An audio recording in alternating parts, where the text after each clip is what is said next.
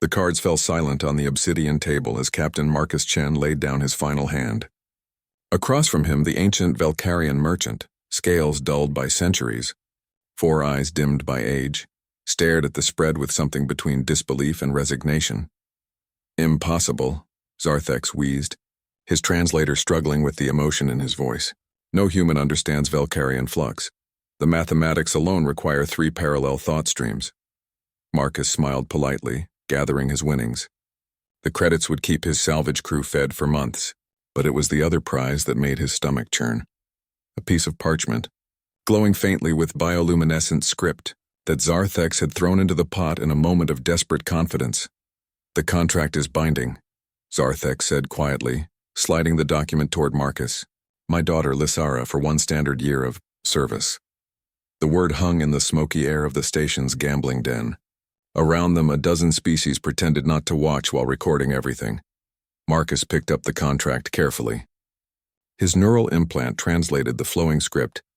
"Bearer receives custodianship of Lysara, daughter of Zarthex, for purposes of cultural exchange, education, or labor, as determined by Galactic Convention 3.7b.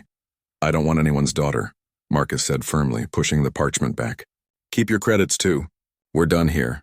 Zarthex's scales rippled. Fear, Marcus's implant informed him. "You cannot refuse.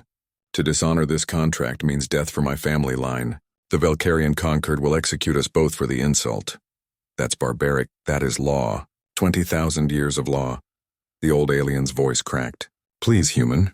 1 year. She is better off away from me anyway. I have nothing left to give her but shame." Lysara stood in the docking bay, a single container at her feet. Unlike her father, her scales shimmered with youth, emerald and silver catching the station's artificial light like liquid metal. She was tall, even for a Valkyrian, with the traditional forearms folded in a posture Marcus's implant labeled as resigned dignity. "You are the human who won me in a card game," she said. Not a question. Her standard was flawless, unencumbered by translation tech. "I'm the human who's trying to figure out how to fix this mess," Marcus replied. "I'm Captain Marcus Chen. My crew calls me Mark. I am Lysara. No one calls me anything else." She picked up her container with 2 arms, the other 2 hanging loose. "Where is your ship?" Marcus led her through the station's crowded corridors toward Bay 7, where the Persistence, his beaten-up salvage vessel, waited. "Look, I need you to understand something. I'm not keeping you as whatever this contract implies. You're not property. You're not a servant. I'll figure out how to break this contract legally, but until then, you're crew. That means quarters, equal share of profits, and respect." Lysara stopped walking. Her 4 eyes studied him with an intensity that made Marcus uncomfortable. "You truly mean this?" "Yes. My father said humans were unpredictable, that your species makes decisions based on emotion rather than mathematics. The galaxy considers you dangerous children playing with weapons you barely understand." She paused. "He also said you were the only species that ever apologized to a planet." Marcus blinked. "What?" "After the Third Contact War.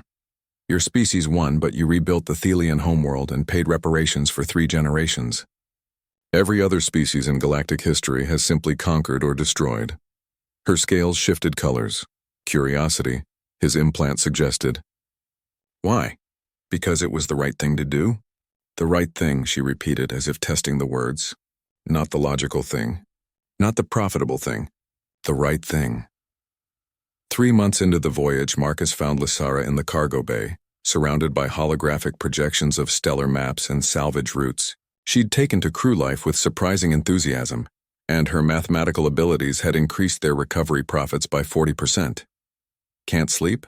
Marcus asked, carrying 2 bulbs of coffee. "Valkyrians only require sleep every 3rd cycle." She accepted the coffee anyway, having developed a taste for the human beverage. "I am calculating the probability of my father's survival." Marcus sat on a cargo crate. "You miss him?" "He gambled me away to pay debts I did not know existed. Debts accrued from attempting to buy his way into higher social castes." Her scales darkened with emotion. "But yes, he is still my father. He sang me the old navigational songs when I was young, before my mother left, before the gambling. I'm sorry. There is that word again, sorry. Apologizing for pain you did not cause." Lysara turned her 4 eyes to him. Do you know what the galaxy finds most terrifying about humans, Captain Chen? Our weapons? Our aggression? Your hope. She gestured at the star maps. Every species reaches a point where logic dictates we should stop. When the math says survival is improbable, we accept it. We make peace with ending. But humans? Her scales rippled with something that might have been admiration. You calculate the odds, see certain doom, and decide the math must be wrong. Marcus smiled. Guilty as charged. I have been reviewing the contract, Lysara said quietly. There is a clause. If I declare myself satisfied with the terms of service and formally enter into partnership with my custodian, the contract converts to a standard business arrangement. No time limit. No servitude implications. You want to stay? My father lost me in a game of chance to a human who immediately tried to give me back my freedom. Who treats me as equal? Who pays me fairly and apologizes when he is wrong? All 4 of her arms spread wide. The mathematics suggest I would be foolish to leave. Marcus stood, extending his hand.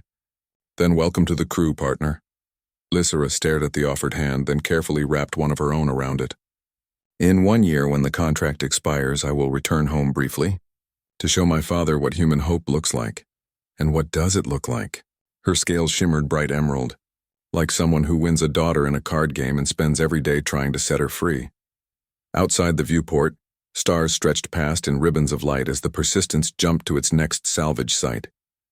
Inside, 2 beings from different worlds shook hands on a partnership born from chance, sustained by choice, and strengthened by something the galaxy was still learning to measure: human decency.